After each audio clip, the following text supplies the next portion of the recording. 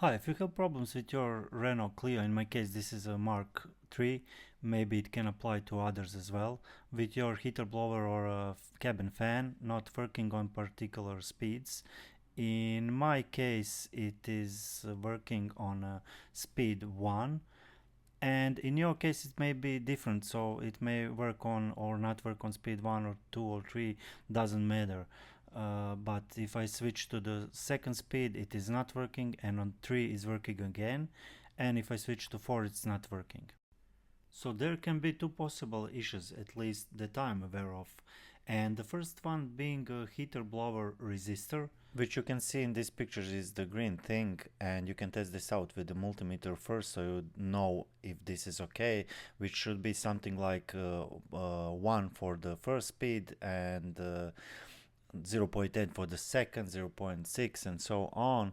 And if that is good, which was in my case, the second problem, which is most common, at least as far as I know, on these cars, and this is the connector going into this resistor, which you can see on the picture is one with the black and two yellow wires. And the problem is that wires melt down, so there is no connections anymore. And I will show you in this video where is it located, how you can access it, and finally how you can repair it. And it is located just right behind this fuse box. And first you need to remove plastic cover over here.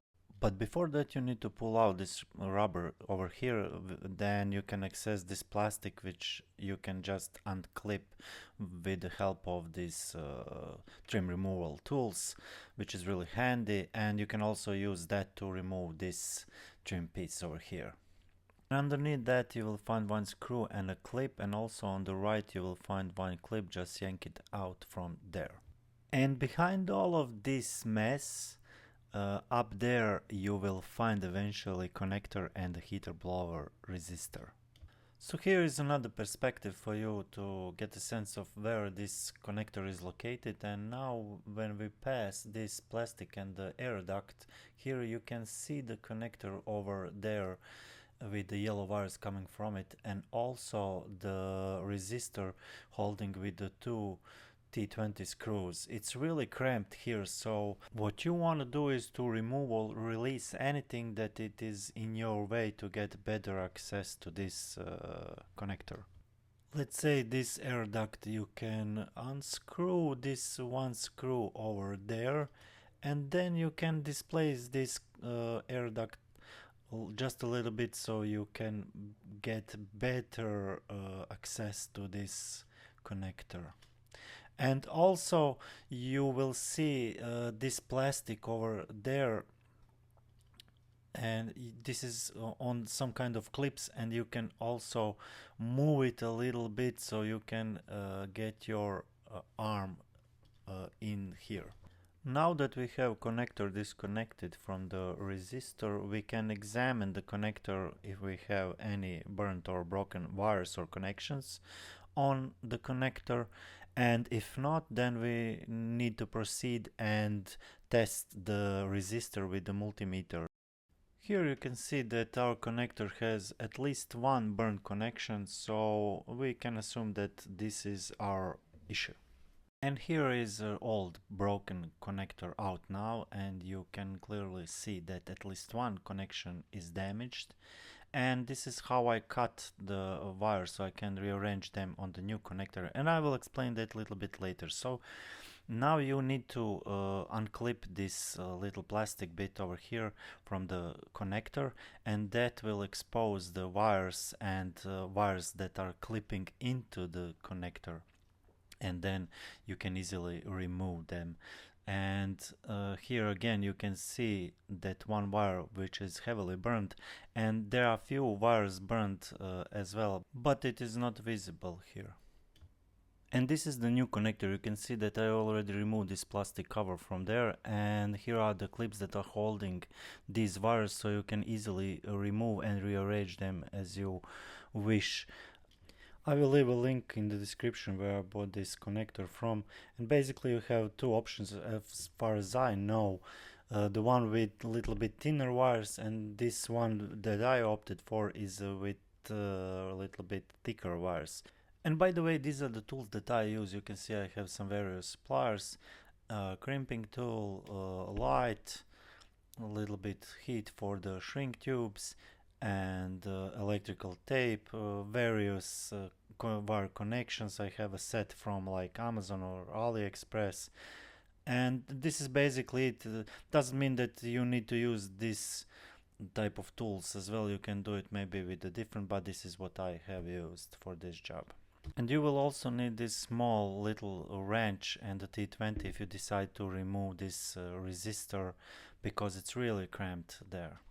And my connections on the new connector was a little bit tight, so I used this like a small screwdriver, like a micro screwdriver, to enlarge these little connections, like you see I'm doing it right now, because at least this was the issue with my connector, so I just a little bit enlarged them, and now they can easily fit into the connection. Now you can see that I prepared the connector, so I shortened the wires to my needed length, and I also removed the isolation from the wires so I can crimp it with the crimp connections. And also I will remove now the wires from this plastic connector so I can easily manipulate and connect these wires with the old wires. I would just like to add something, that you really don't need to replace all the wires and cut all the wires. You can just, if you have one burn wire, you can just replace one burn connection with one new wire and reconnect to the new plastic connector. And in my case I had like 3 to 4 burnt wires, and I didn't want to risk it, so that maybe other wires are burnt. And also the length of the wires will not be the same, so because you have really small space to manipulate the wires there, I opted for all new wires and new connector.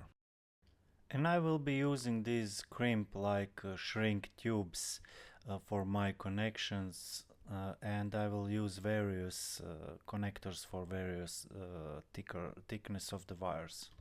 Okay, finally I connected all the wires. You can see that I crimped and shrink all the tubes that are connecting the wires, and man, I really destroyed my hands out there, because it's so cramped and small space to work with these wires, that I suggest that you wear some gloves or some kind of protections for your hands, because I really cut myself there.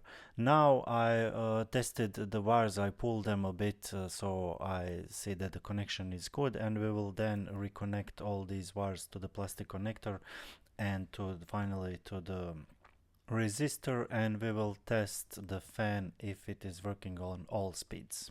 The wires are now connected into the plastic connector, and connector is connected into the resistor, and now we will test to see if the fan is working on all speeds.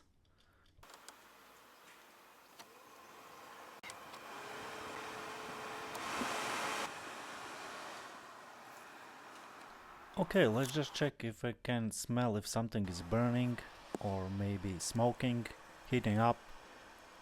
So far it seems everything is okay, and we can conclude that the fan is working on all speeds now. I've tested a little bit longer of the camera, the fan and the connection, so I can be sure that everything is fine, and then I gathered and taped all these wires with electrical tape, and also remove these, return these plastic bits and pieces back together. Now we need to return this plastic bottom trim, which consists of two parts. The first one being this cardboard thing, which connects to this screw over there, and then you have like 3 clips on this cardboard thing that attaches to the upper plastic thing, like this over here, and then this plastic upper plastic trim has on the right side like 3 clips that attaches, just push them into the dash like that, and then you have one screw over there, which is this one, and one screw over there, and the plastic clip, like screw plastic clip over there. So that's it. I hope they help you with your fan issue, and if you have some questions I will try my best to answer you in the comments, and also if you have some suggestion for all of us, please comment below. And now it's only left to test the fan one more last time. So thank you for watching and bye.